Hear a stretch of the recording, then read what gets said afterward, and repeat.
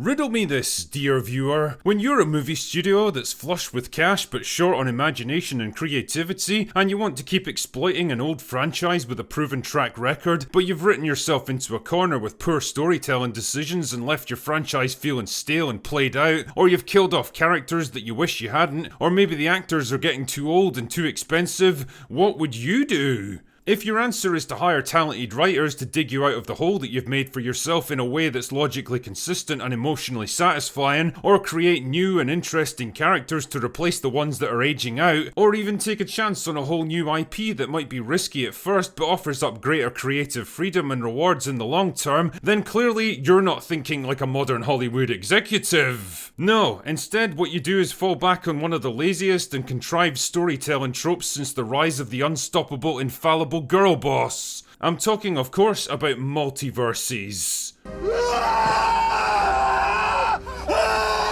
If ever you needed an example of something that sounds good on paper but becomes a complete disaster the more it's actually used, then multiverses are the thing for you. And that's not to say that it's an objectively bad idea by itself. In fact, what I hope to show with this video is that when it's properly implemented, it can actually be a very effective storytelling device. No, the problems creep in when it's put into the hands of lazy hack writers who either can't or won't work within the rules of the established universe, or lack the imagination to move the story forward, and instead devolve into the cinematic equivalent of a hyperactive toddler banging different toys together. Now, I say multiverses because let's be honest, it's a pretty good catch-all term for what's actually a much broader and more diverse problem in the industry, and in reality it covers pretty much everything from alternate realities to branching timelines and lazy half-explained retcons of past events. Each method is slightly different, but it all adds up to the same basic problem, and that's what I'm keen to tackle here today. So buckle up as we embark on another adventure into why modern movies suck. First up, let us try to understand the reason for using multiverses in a story, because there has to be some kind of motivation for doing them, right? Well, if I had to sum it up with two simple words, then they would probably be, what if? See, one of the great aspects of storytelling is speculating on the road not taken and what effect it might have had on your favourite story and characters. Like, what if Darth Vader offered Luke the chance to join him in Empire and Luke said, "You son of a bitch, I'm in!" Or what if Saruman managed to steal the One Ring for himself? Or Obi-Wan Kenobi died instead of Qui-Gon Jinn? Or Khan defeated Kirk and went on to build a new civilization for himself? Or General Bison was finally able to build Bisonopolis with an even bigger food courts? All of these things are pretty interesting to speculate on because they allow us to indulge our own imagination and creativity to think about what we might have done if we were in charge of telling the story. Hollywood studios understand that same desire, and just like anything else where there's a latent demand for something, sooner or later they'll find a way to exploit it for money. And really, multiverses are the quickest and easiest way of doing it. Wish that Tony Stark had survived his final battle with Thanos? Don't worry, we can just hop into a different dimension and there he is, alive and well. Wish that Finn had become the last Jedi instead of Rey? Well, it happened an infinite number of times in other realities, and all it takes is a jump into a space whale or a bit of dicking around in the world between worlds to see it happen. Wish that Kyle Reese was still alive after Terminator 1? Nothing a bit of time travel can't fix. Pretty much anything is possible because you're no longer bound by the rules of the existing universe or even what happened in it up until that point. It's literally a dream come true for any writer brought into a long-running franchise with a ton of lore and backstory and tedious rules to remember, because it allows them to basically ignore all of it and do whatever the fuck they feel like. Yeah, so Darth Vader can shoot bolts of force lightning out of his arse now, and I don't care that he's dead and that's impossible because this is a different reality, you see? Hurry up and bring me another line. Oh, yeah, that's the shit. The avenues for exploring new paths and possibilities are quite literally unlimited, but so are the problems that they create, and this is the heart of the issue here. See, the only reason we as the audience ever get invested in a story, any story really, is because of stakes. If a character gets killed halfway through the story, then just like in real life, they're gone forever. It doesn't matter how much you like them or how badly you want them to pull through, they're dead and they're not coming back. If they're a well-written character that the audience empathizes with, then it creates a genuine sense of loss and grief, almost like you've lost a real friend. That right there is the power of storytelling when it's done right, and the more the writers raise the possibility that even the most popular characters can die and be lost forever, the more they raise those all-important dramatic stakes because something that you care about is now in danger. But what happens when you introduce multiverses into the equation? Well, quite simply, you remove any sense of stakes. Suddenly death becomes less of a permanent tragic loss and more of a temporary inconvenience, a bit like restarting a level on a video game. Who cares that Character X heroically sacrificed their life to save their friends, because in an infinite number of other realities he's completely fine? Shit man, if we really want to, we can even grab one of those other versions and pull them into our own reality as a convenient replacement. I mean, we wouldn't want the audience to feel bad or anything, which really is the narrative equivalent of having your cake and eating it. On a personal level, individual stakes no longer exist because characters no longer exist as single unique entities that actually matter. Instead, each one is just an insignificant variation of an infinitely larger whole, with endless variety and complexity that can never truly die or succeed at anything, and so there's literally no reason to get invested in their struggle because there's infinite variations of it out there. It's the same problem when it comes to time travel, which is another bullshit method of undoing past events and rewriting your own story to suit your current needs. Like, how many times has the Terminator franchise been ripped up, rebuilt and rewritten, constantly changing and contradicting its own rules in the process? Everything we saw in the future was predetermined, and trying to change it actually causes it to happen in the first place. Actually no, forget that, we just changed the future to make it better now. Nah, actually the future was always going to happen this way, you only managed to delay it. We sort of agree with that idea, but here's a bunch of additional tacked on shit that you never wanted or needed.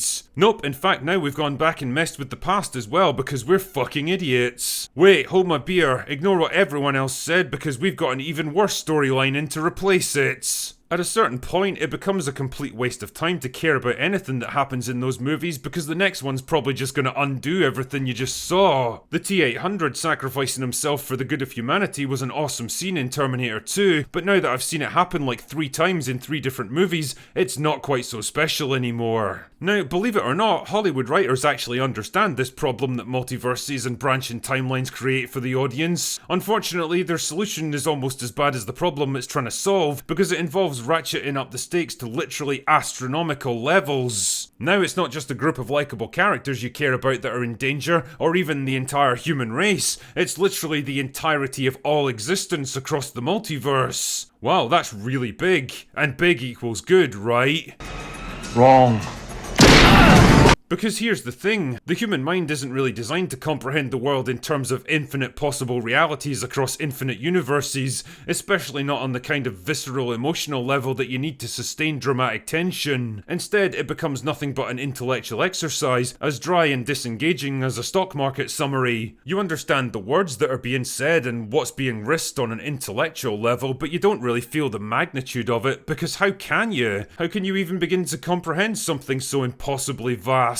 This problem also gives rise to a phenomenon that I can best describe as antagonist dilution. Like, remember Agent Smith from The Matrix? Remember how he was this really sinister, intimidating antagonist because he was intelligent and ruthless and physically powerful and basically unkillable? And it took Neo literally dying to discover the power needed to defeat him? He was a pretty good villain, I liked him. Then cast your mind forward to The Matrix Reloaded, where Smith was able to replicate himself to the point where Neo ends up fighting dozens, if not hundreds of him all at the same time. Remember how much less intimidating and interesting he became, because individually he was no threat at all, and his only strength lay in his sheer weight of numbers. That right there is antagonist dilution. Just like with the multiple realities problem, our primitive monkey brains are conditioned to view characters as individuals, not as facets of a much larger whole. Antagonists are much more effective and memorable when they're conglomerated into a single powerful entity rather than a collection of weaker individuals. It's one of the many reasons that Kang the Conqueror was a fucking terrible idea as a villain, notwithstanding Jonathan Major's ridiculous overacting and career-ending legal problems. It's that we can't really view antagonists as a threat when you show them getting beaten again and again by low-level characters and try to wave it all away by saying, well, that's just one example of him, there's millions of other more dangerous versions out there, don't you know? No, we don't, and we don't care how dangerous he is as a collective whole because that's not how we view people, and we never will.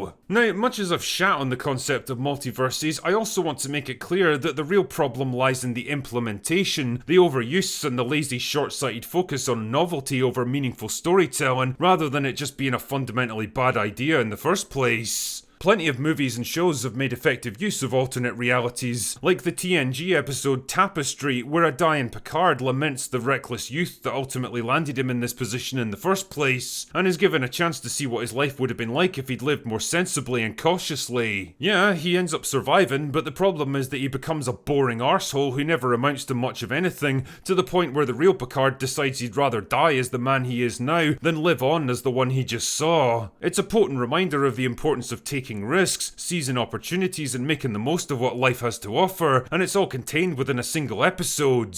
Another example comes from Red Dwarf, a British sci-fi comedy series about a group of weirdos and slackers stranded millions of years from home. In the episode Dimension Jump, a new version of Arnold Rimmer arrives in our reality from a different universe, better known in this case as Ace Rimmer. Unlike our version, this one's charismatic, charming and heroic. Everyone else is smitten with him except Rimmer himself, who takes an instant dislike to him because he assumes the guy must have had all the opportunities and lucky breaks that he never got. He's a living example of what Rimmer could have been if he'd had a better lot in life, and it feeds into the persecution complex that pretty much defines his character throughout the show. But in a neat little twist, we ultimately find out that Ace was kept back a year at school when he was still a kid, while our Rimmer was allowed to go on and graduate as normal. Instead of breaking him, the humiliation of his failure forced Ace to work harder and better himself, ultimately becoming a much stronger and more capable man as a result, whereas our Rimmer became complacent and blamed everyone else for his failures in life. It's an interesting little character study and an excellent example of how failure can be the making of a person or the breaking of them. It all just depends on how you deal with it. I could go on and on with this stuff, but the point I'm making here is that multiverses can be a useful tool in giving characters and the audience a different perspective on things they normally take for granted, but they function best when they're used sparingly. Neither of the examples I gave here had world-changing consequences for the wider show they were part of. They didn't try to frame themselves as epic confrontations where the fate of all reality hung in the balance. They were just little windows into other possible futures that eventually snapped shut once they'd served their purpose, and in both cases they were used to support excellent writing rather than compensate for its absence. That right there is the big difference between them, and it's one that Hollywood writers would do well to remember.